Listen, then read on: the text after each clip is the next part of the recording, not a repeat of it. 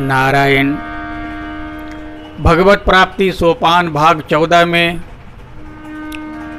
भक्तराज संत श्री रैदास जी महाराज के मध्य चरित्र का तीसरा भाग आज श्रवण करेंगे। काशी नरेश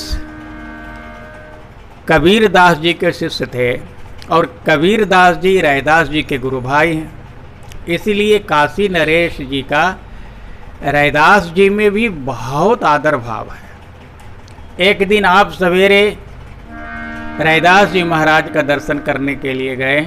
उस समय आप मानसी सेवा से निवृत्त हुए थे। आपने प्रणाम किया तो रैदास जी ने कहा, राजन चरणामृत लो। आपने चमड़ा धोने वाले कठौते में रखे हुए जल को दे दिया।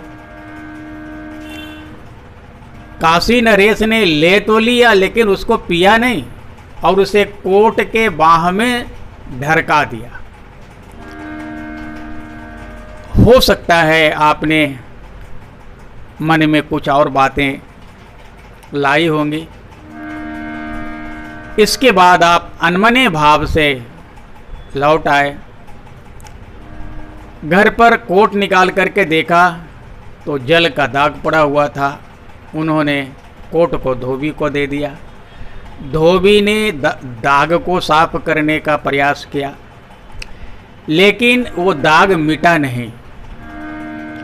अंत में उसने दांत से रगड़कर दाग को छुड़ाने का प्रयास किया। उसी में जल का कुछ रस धोबी के मुंह में चला गया और तत्काल ही धोबी का अंतःकरण शुद्ध हो गया। सारा संसार उसे राममय दिखने लगा। वो धोबी प्रेमोन्मत्त होकर नाचने लगा। अब कपड़ा कौन धोए, देह की सुधि बुद्धि जाती रही। जैसे तैसे लोगों ने उसे राजा के पास लाया। राजा को सभी बातों का ज्ञान हुआ। तब आपने बहुत अफसोस जाहिर किया, काश मैं उस जल को पी लेता तो मुझे भी भगवत साक्षात्कार हो जाता। आप दौड़े दौड़े रैदास जी के पास गए और चरणामृत मांगा। रैदास जी ने कहा, राजन चरणामृत तो वो तब था, अब तो सचमुच में यह चमड़ा भिगाने का जल है। राजा अपनी भूल पर बहुत पछताए भी और लज्जित भी हुए। और आप कर क्या सकते थे, जो होना था सो हो गया। एक कहावत भी है कि अब पछताए होत क्या जब चिड़िया चुग गई खेत।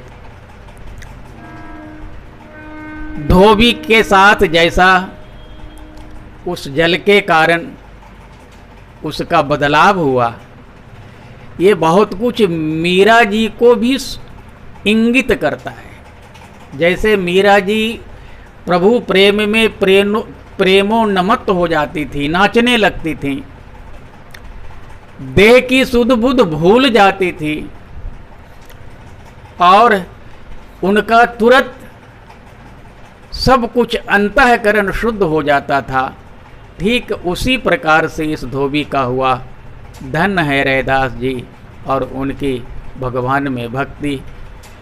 कल भी आप रैदास जी के मध्य चरित्र का ही अगला भाग श्रवण करेंगे, जो इसी प्रकार से प्रेम रस से सराबोर है।